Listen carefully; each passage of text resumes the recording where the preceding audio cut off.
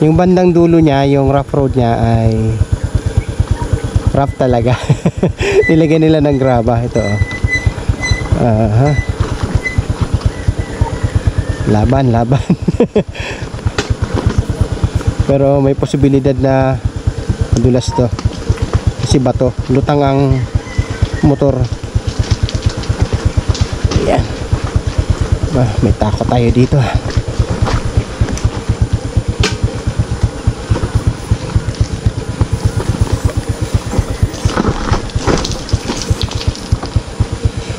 Grabe.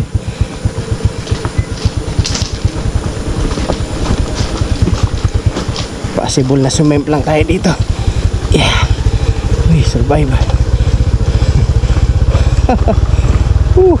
Ang huhula. Montabe. Ako. Montabe. Ay, ikaw daw, request. Hinuhulaan na tayo. Hindi yun. Magkaiba yun. Montabe, pag di na hulaan yan ha. Iba yun. Iba to. Sino mahula to sa inyo? Si Sir. Sige ako na. Ano, ang hula nga po. Di ba? Dito na lang na. Bakit tayo? Dito natin malalaman kung talagang tama ang hula. Sir, dahil dyan, isuot mo muna ang sombrero. Timer, ready. Kita mo to, be? Oo, kita. Nababasa? Huwag basahin. Okay. 1, 2, 3, go! Tao. Hindi. Pagkain. Hindi. Hayop. Hindi. Lugar. Hindi. Bagay. Bagay. Pwede. Gamit ng campers. Pwede. Oo. Upuan. Hindi. Tent. Hindi. Sa loob ng tent. Hindi. Sa labas. Oo, pwede. Tarp. Hindi. Tali. Hindi. Malapit to. Peg.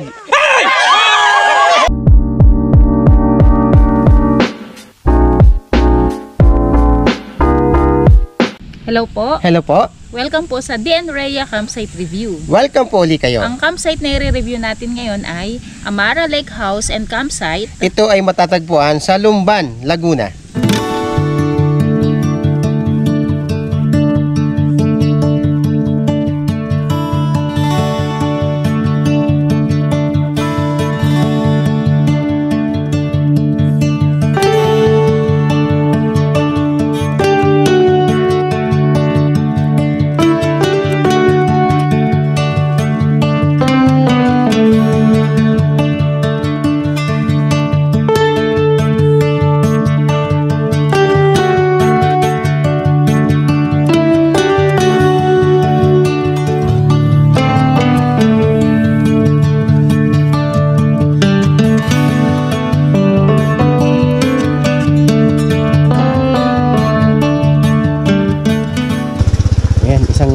Pabulusok lang pala yun.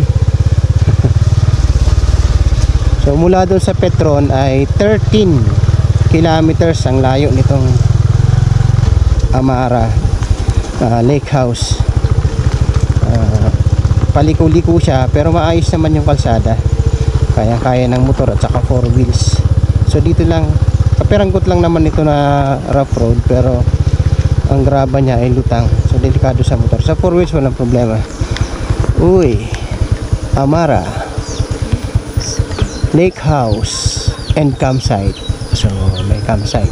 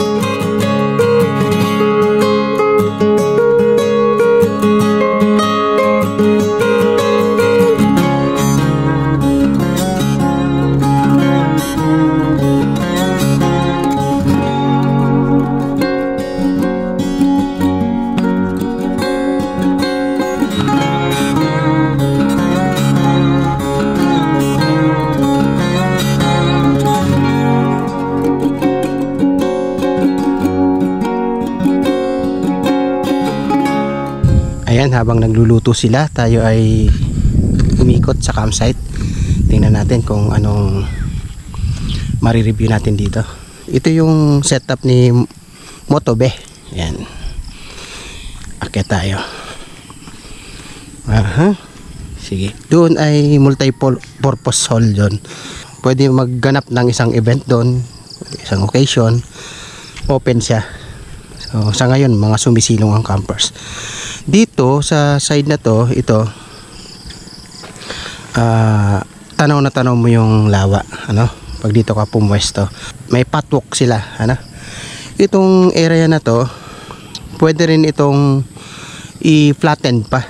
Para maraming tent ang pwedeng mag-occupied. Pero kung hindi nila masyado pinapagamit ang area, ganyan lang talaga siya. Pero ideal yan na maglagay ng tent yan. Napakaganda pag i-flatten yan. Katulad nitong area na tinayuan nila Camp with Joy. Dito sila nagtayo. So napakaganda ng setup nila. Bali ito kung tutuusin, 2 tent ang magkakasya rito. Ano? Ayan. Diyos ko, ang daming gamit ni Camp with Joy. Ayan. Daming. Naipasok nila yung motor nila. At saka payong. Di ba? Ayan. 2 tent. Kung medyo maliit, kasya dito 3. Siguro ito yung ideal na ini-invest ng may-ari. Ganitong style na platform. Ayan. Tapos dito, may mga rooms sila dito. So nasa page naman nila yung rates niyan. Sa camper naman, hindi naman talaga kailangan nila ng rooms. Kailangan nila may malatagan ng tent. So dito, tahimik, payapa. Maliban lang sa mga kabilang campsite, paminsan-minsan may nagpapatugtog. Dito, ideal talaga dito na magtayo ka ng tent banda riyan. Tanaw na tanaw mo yung lawa. Nakakatanggal ng pagod. Yan, 2 rooms kung type nyo yung mga ganyan, mga nag-staycation. Kagandahan dito, may sariling lababo sila at may sariling CR yan sa loob. Aircon ang kwarto. Napakaganda ng ganito yung pwesto niya. Tanaw na tanaw mo mismo ang lawa. So, aircon din siya. Solo type. Ayan. So, may nag-occupy dyan. So dito, ganun din. Aircon din. Ayan. Yan, mayroong nagpapatugtog dito. Tingnan natin. So, meron dito mga cottages. Pare-pareho ang laki ng cottages. Ang napansin ko lang dito sa cottages, kung titingnan natin, masyadong malaki ang table. Yan, oh. Okay lang, siguro pag nakaupo ka, kakain ka talaga. Pero yung kung kikilos-kilos ka, sobrang laki ng table. Yan, dito may ihawan na. Comfort ang bibigay talaga. Yan, dito yung iba naglatag ng mga tent dito. Yan.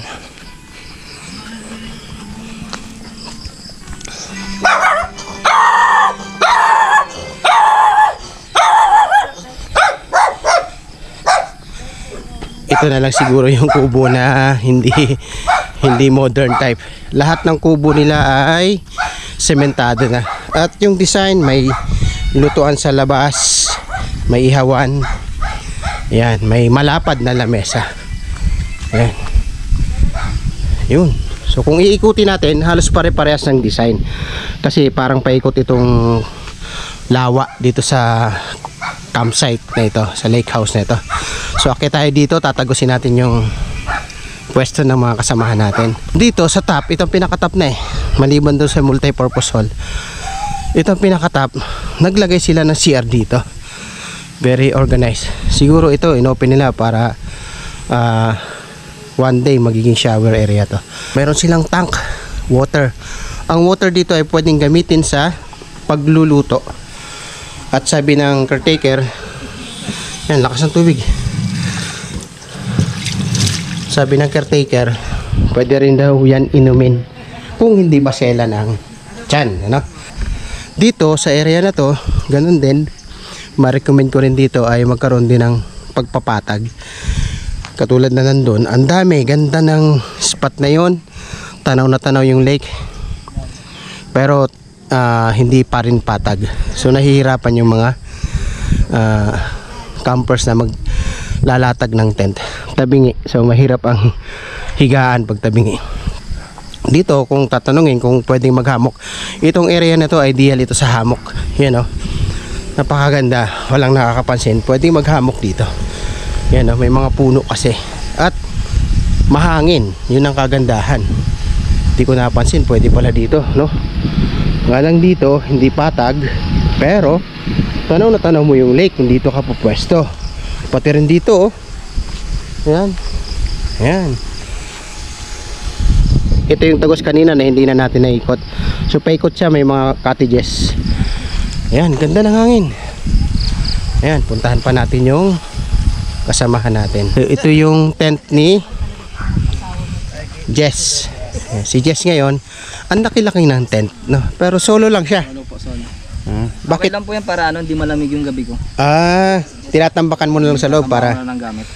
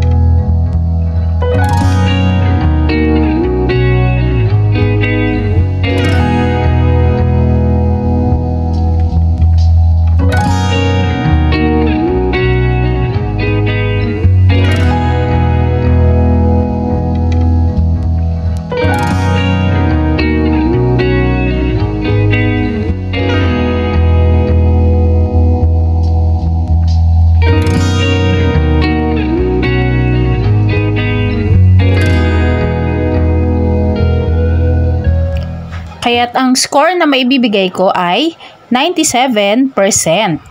Sa akin naman, ito ay 98%. Kaya't ang final grade ng Amara Lake House and Campsite ay 98%.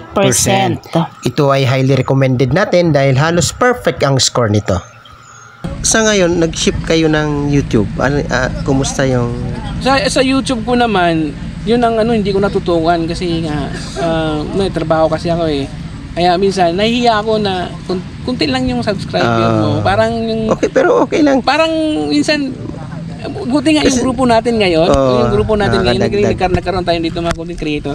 Parang nabuhayan ako na minsan may nagko-comment sa sa video ko na ganyan. Pang-boost talaga yan.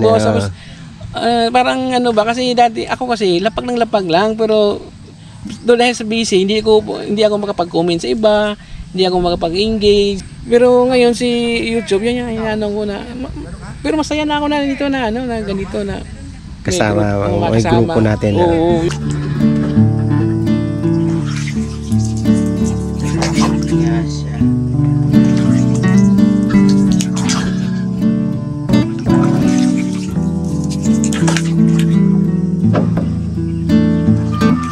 Tayo ay nakapulot ng aral mula kay Motobe. Kahit ang pakiramdam natin ay kaunti lang ang naniniwala sa ating kakayahan, ituloy pa rin natin. Gawin natin ito, hindi para sa iba, kundi para sa sarili natin. Marami mang struggles ang dumating o dumarating, hindi ito sapat na dahilan na dapat na tayong tumigil. Lubak-luwak man ang daan na tinatahak natin, lagi tayong umasa na darating din ang smooth na daan. Sa pagkakataong ito, ay hindi na tayo mahihirapan. Hindi mahalaga na palaging perfect ang ating ginagawa. Ang mahalaga, nilalapatan natin ito ng puso. Patuloy tayong natututo sa ating pagkakamali at pagkukulang sa sarili. Ang pinakaimportante sa lahat ay pinili natin ang maging masaya. Maraming salamat po sa mga generous na sponsors, sila Ride and Wonder, Club Moto, The Preserve, Magway, Tropang D+, Elio Camp at iba pa. At syempre sa ating mga nakasamang content creators, sila AK Wonders, Camp with Joy, Papa Ray, Together We Ride, Erogs Adventure, Makoy Palaboy, Motobe, Elio Camp, Maria and Joaquin, At salamat din sa Padayon Campers. At maraming salamat po sa aming mga subscribers and supporters. At abangan nyo pa ang susunod na campsite review na aming gagawin. Maraming salamat po. Let's get closer to nature. Let's come!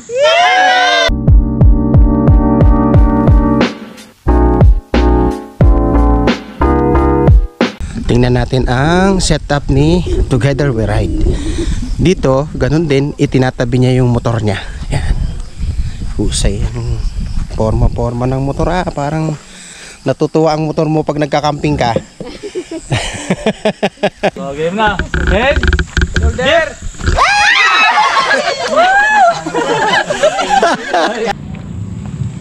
Yan, galing. Sige. Chill lang, chill. Dahan-dahan, pagpasa. Yung, kuha. Yan. Jersey. Uy, pulot. Chill lang. Chill lang tayo. Lang, wag hihinga. Pagabante. Habaan mo lang yung hakbang mo. Sa ilong lang, huhinga. Chill lang. Pupulutin lang, pag nalaglag. O, isa na lang sa inyo, sa grupo nyo. Relax. Isa na lang, hindi pa nakakaisang kabila. O, nagkakagulo sila, nahirapan. Relax. Take time. Baba ka konti. Yun. Mamaya tayo magkayak.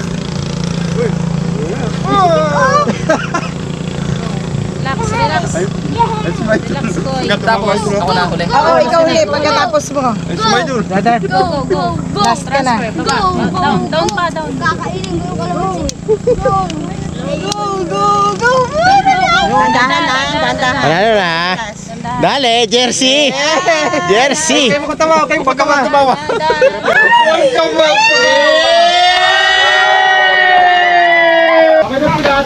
Opo. Okay na po. Hindi, kaya mo. Okay na po, mayroon ng may driver na rin. Yan, dyan ka na yan. Konduktor ka. Babay kuya. Tao ba to? Hindi. Hayop? Hindi. Bagay? Oo. Sa camping? Oo. Sa loob ng sa labas? Hindi. Cookset? Hindi. Pangkain? Hindi. Tulugan? Oo. Kumot? Hindi. Airbed? Hindi. Pilo? Hindi. Unan? Hindi.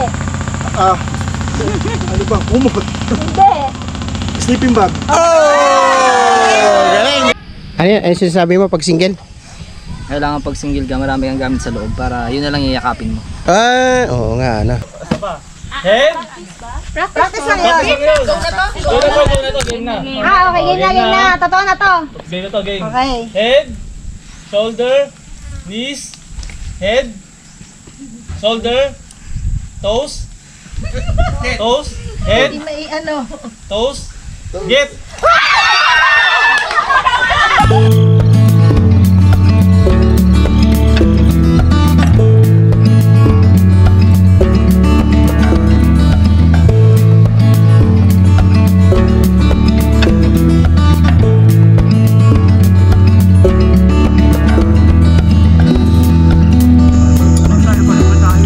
Lamang ng konti sa'yo. Joshua, sa basketball.